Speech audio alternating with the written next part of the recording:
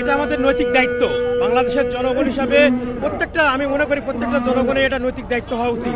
যার যার অবস্থান থেকে যদি আমরা নিজেদের দায়িত্বগুলো যদি বুঝে নিতে পারি, তাহলে আগামীতে বাংলাদেশ অনেক সুন্দর হবে। আর এটাই আমাদের তারেক রহমানের নির্দেশ, আর এই নির্দেশ আমরা মানার জন্য সবসময় প্রস্তুত আছি। আমরা অ্যাসোসিয়েশন অফ ইঞ্জিনিয়ারিং ইনস্টিটিউশন থেকে এই কাজটা উদ্যোগটা নিয়ে আমরা এই কাজটা করে দিতেছি, পরিষ্কার পরিচ্ছন্নতা করে দিতেছি। আমরা অ্যাসোসিয়েশন অফ ইঞ্জিনিয়ার বাংলাদেশ থেকে ইঞ্জিনিয়ারদের পক্ষ থেকে এসেছি। আমাদের একটা পরিচ্ছন্নতা কমিটি আছে।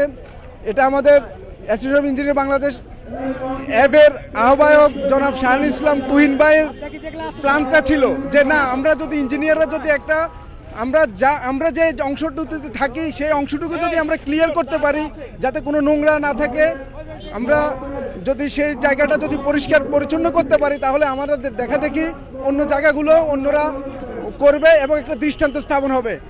নতুন রিন গভীর থেকে পরিষ্কার করে কাপড়কে রাখে নতুনের মতো উজ্জ্বল। নতুন রিন অ্যাডভান্স পাউডার। আমরা যখন ব্রেকফাস্ট করার পর থেকে আমরা আমাদের যে যা ক্লিন করার দরকার ছিল আমরা সব ক্লিন করে ফেলছি। এরপরে আমরা এখন আবার প্রোগ্রাম শেষ হওয়ার পরে, জনাব তারেক রহমানের বক্তব্য শেষ হওয়ার পরে আমরা শুরু করেছি। ইনশাল্লাহ আমাদের অংশটুকু আমরা অন্তত ক্লিন করব, আর এরপরে যতটুকু আমরা পারি আমরা ইনশাল্লাহ করব।